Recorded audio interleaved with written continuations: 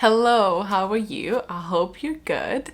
If you've seen some of my vlogs previously, you might have seen that I have changed how my office looks like. So whilst previously I had a bunch of books from my daytime job, something a little bit more practical, but I only really needed to sacrifice one bookshelf for that, and that is where all of my stock for my Etsy shop is and envelopes. But I still have one shelf here. It currently has a couple of random pieces, some Aurelium notebooks, some like potion-y vials, a lot of my crystals. As I had to move a lot of my books onto the other shelves, like the main shelves, it's feeling a little bit cramped currently. Because I still have quite a bit of space on this shelf here, I did think it could be fun to have a priority TBR shelf. Hello to a very cozy ad break. This video is kindly sponsored by Book of the Month. Book of the Month is a company I continuously work with and I think is a brilliant book subscription box. They do ship to US addresses, so if you live in the US, this could be a great option for you.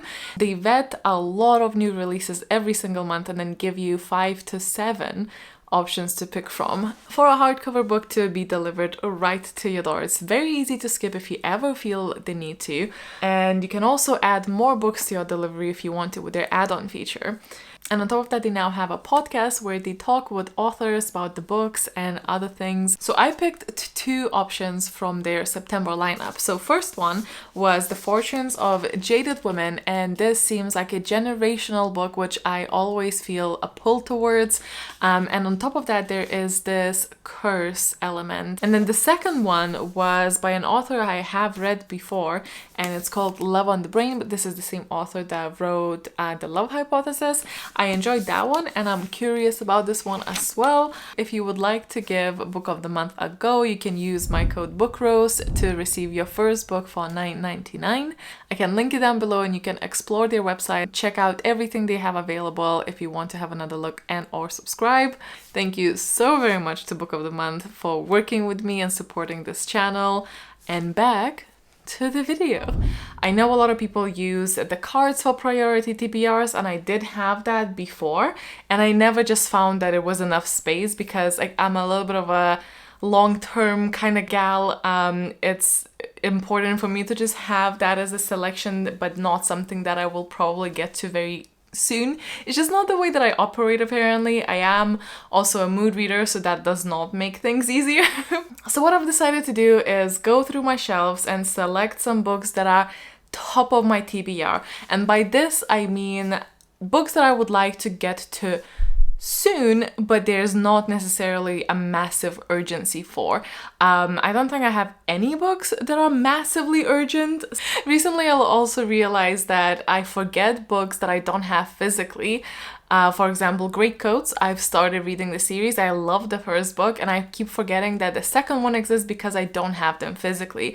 Because I will have them separately in this shelf, I can always make sure that every month when I make a TBR, I chip away at this shelf. And so once I read it, it can go back into the main shelves. The idea is actually that I maybe even add more books. I'll see how much space I'll have. But every time I read a book, if I have another one that I think would be able to take its spot, I will swap it. So this is gonna be like a consistent thing, but I also want to see like just what's happening. Do I get to these books?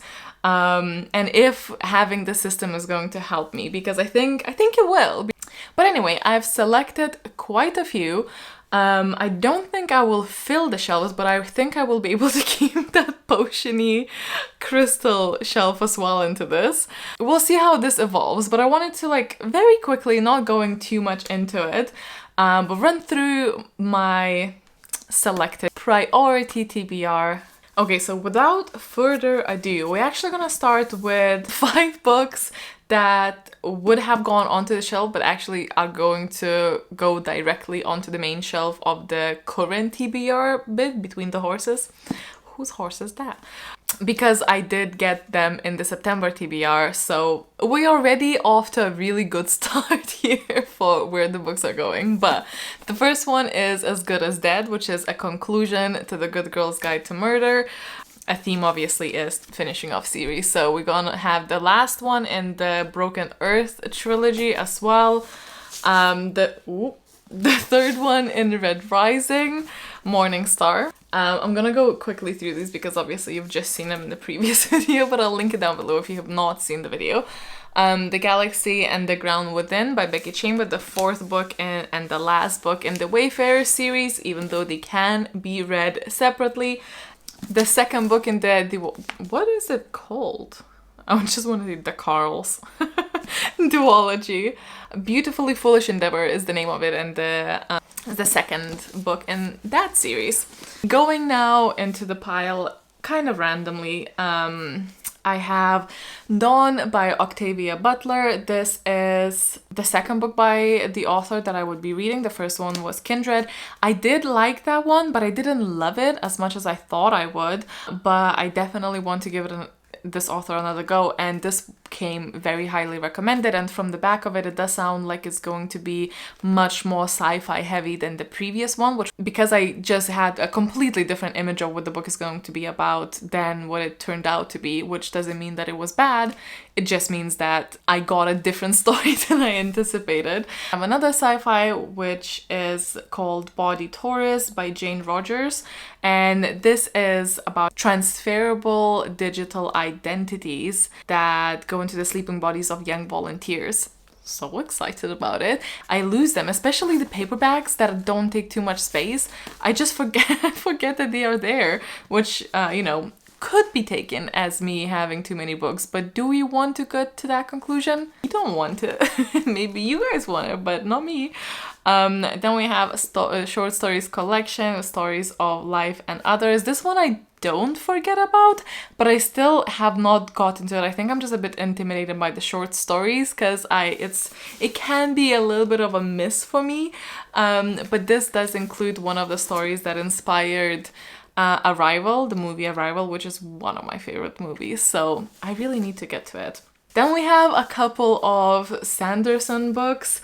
And I think there's another one somewhere else as well. But first we have Alloy of Law, which I have started I think twice before, and I keep putting it down because of the setting, I think, but I really shouldn't, and I should just really give it a go. I loved Mistborn, it's one of my favorite series, and this is Era 2, and I really just need to get on it and start reading it. Similarly, I really also want to not put too much of a gap in between me reading the first book and getting to the second book of Stormlight Archives. This is just the part 1 of the second book. They are just so intimidating because of their vastness. They're The Whispering Door, which is, I wanted to say a new book by T.J. Klune, but at this point it really is not that new. But in my mind it is, and I think that's another reason why I really need this shelf, because I get excited, I put it away, and I still think that it's new after like a year. When was this published?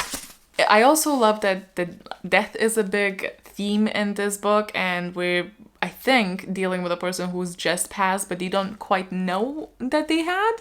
At least I think so. Or they're trying to, you know, just coming to terms with it. And obviously it's Klune, so it's gonna be gay, which is also super exciting. And the next one is one that I don't know, I'm always extremely intimidated by it. I don't know why, but Circe, I think it's just been so long of me anticipating this and hoping that I like it. I don't know how I will handle it if I don't like it. So I think I just keep avoiding it for that reason, but I really need to stop. Okay, next. This is a couple of books from recent haul. The library at Mount Char is one that's highly recommended by Cody to me, so I'm also really hopeful, and obviously it features a library, and I feel like this is such an exciting setting that I've not personally had a lot of good experience with, but in theory I should love. So I really want to find a good one before I write it off as just not a favorite of mine, because Starless Sea, Sorcery of Thorns, what else was there? There was something else that just didn't quite work, and I really want to find something that does. How to Kill Your Family. I'm just really intrigued by this. I don't have very strong expectations either way, and that excites me because it doesn't always happen. I feel like I just don't know enough about it, but also know enough about it, and it's just like such a sweet spot, and I need to like get on it before I leave it. Then The Beast of the Beast, but a very promising beast, is To Sleep in a Sea of Stars. I've never read anything by this author. I know they are famous for, is it Aragon? I think it's Aragon. Oh, it literally says there. But it's a massive space opera sci-fi that I feel good about, but it is an actual weapon. It's like close to 900 pages, which is a bit much for a book. So hopefully for a reason, obviously intimidated by it. I think that's understandable. I am going to be working on finishing some series, so starting new series feels a bit counterproductive until I've done that. But when I have, one of the series that I do want to start is Jade City by Fonda Lee. I've heard so many good things about this. I am a little bit worried because gangs is not, it's not a trope, a device, a theme. It's not one of those that would intrigue or pull me. So I feel like I'm thinking more in terms of a movie setting because I don't have a lot of reading experience in that theme to judge it. So I'm trying not to. Plus I've heard such amazing things about it. So I just need to try something very new, but it's the Western and completely separate, but Western and also gang settings is just like such a turn off for me. And I think it's because of the movies. So I really need to, need to try. Then we have Into the Drowning Deep by Myra Grant, who is, what is their actual name? I can't remember.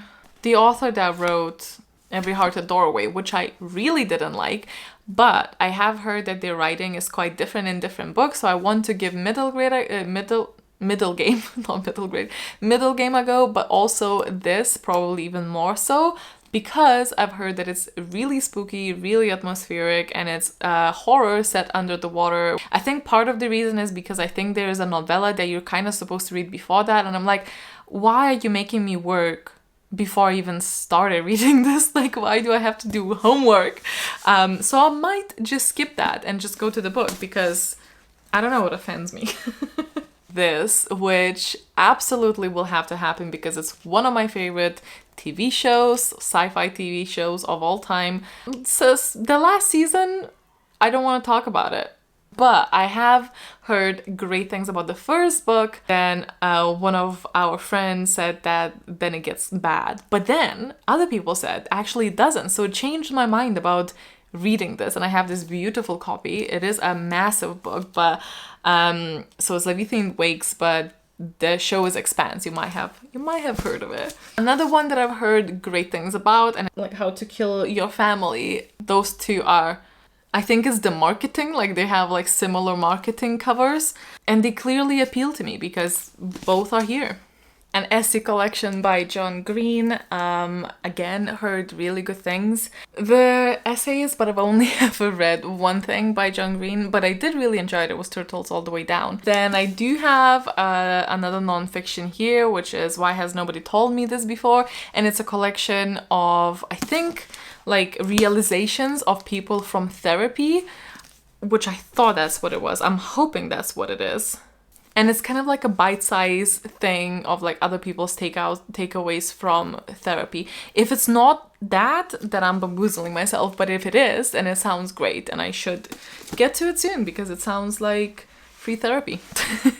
This one just seems like a very good fit for upcoming autumn, and it's The Inheritance of Arcata Divina, and I'm really excited about it. It sounds super atmospheric. There's unexpected blessings and powers and all sorts of messed up family stuff. Next, an occasional YA pops up.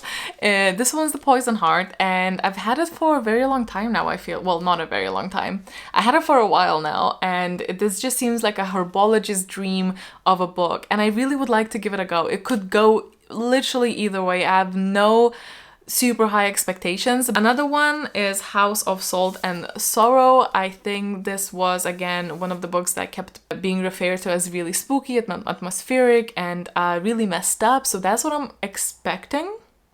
Could be wrong.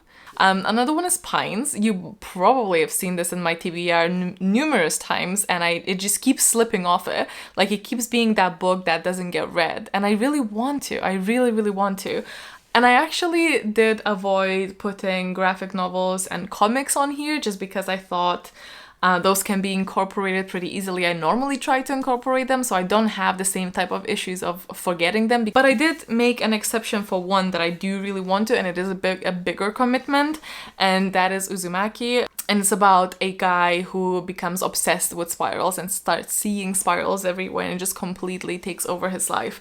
And I really, really want to read it because I think this could be an author that becomes a favorite. That's my... And I kind of did a similar rule with romance because first of all, I don't have an overwhelming amount of, and if I want to read one, I normally know which one I kind of am in the mood for.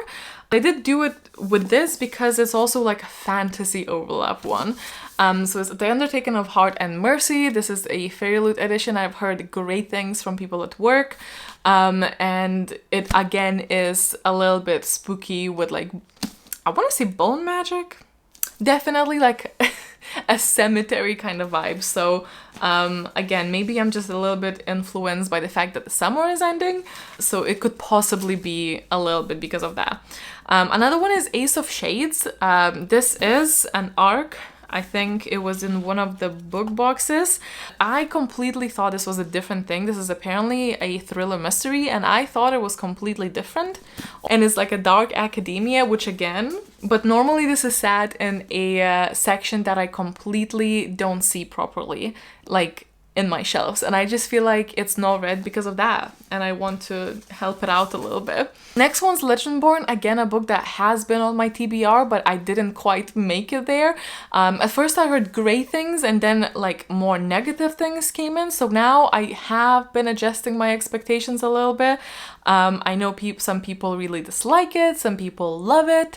So this one is probably not super high on my list of priorities, but I do want to get to it before I completely decide that I don't want to try it. Another one that I've had for way too long, and I actually think it has a potential of being one of my favorites because of the themes. And when I say themes, you all know that I just mean time travel. It's called The Psychology of Time Travel. I think my hesitation initially was the fact that it spans through obviously some decades, and I was worried that it might have a little bit too much of a historical fiction vibe to it. But now I'm just over that, and I think that it could be really good, and I need a good time travel book like soon, because I am getting a little bit of a withdrawal here. The next one is a continuation to The Lies of Locke Lamora. Me and Logan read that together and we absolutely adored it, and I think the reason that I was kind of hesitant for the second one, well, first of all, this is gonna be one of those series that does take a lot of focus for me to finish. It's not a quick read, it's not gonna be, you know, done in a week. It's gonna take me longer, because not only are they bigger, but the writing style is a little bit more complicated as well. But then the second reason was because I knew there's gonna be a sea setting, which I've always historically struggled with, until fairly recently when I actually started like not minding it somehow. On the list it goes. This is probably one of my most anticipated dark academia books, and it's Vita Nostra. Not only is it actually a translated work, which I do want to read more of, but it's also an Eastern European translator work, which I feel like is so rare. These are two Ukrainian co-authors, and it sounds like such a weird setup and such a chilling story, and I am so here for it. If I don't read it this autumn, I don't know what's wrong with me. Something though. Then another one from a fairly recent haul, it's How High We Go in the Dark. Another one quite like a messed up story with a lot of weird things.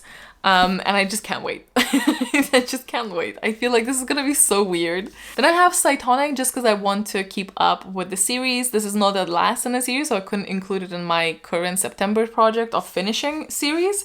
But it is the most recent that's out, and I do want to like keep up with it because I have read the other two.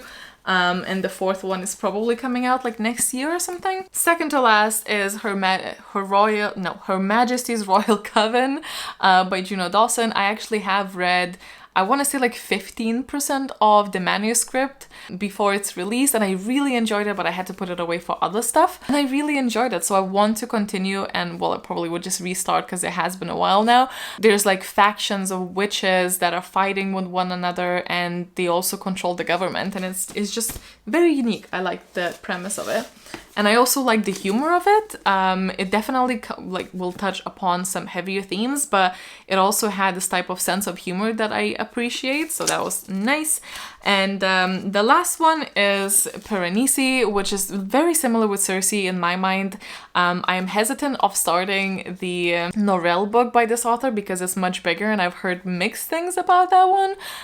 So I would like to start with a smaller book, but because again it's kind of mythology leaning, I have the same hesitations as I do with Circe, which hopefully are going to be proven, you know, pointless. But I guess we'll see. But that is the lineup. This is how it looks on the shelf. I hope you like it. I hope you like the idea of the project. If you have read any of these books and you kind of predicting what I will think, or just letting me know what you thought of them, please let me know, because it might change my priority list of which one I should read next. I find that always so helpful, so thank you so much in advance for your opinions. I hope you enjoyed the video. Stay awesome, stay kind, and I will see you in the next one. Bye!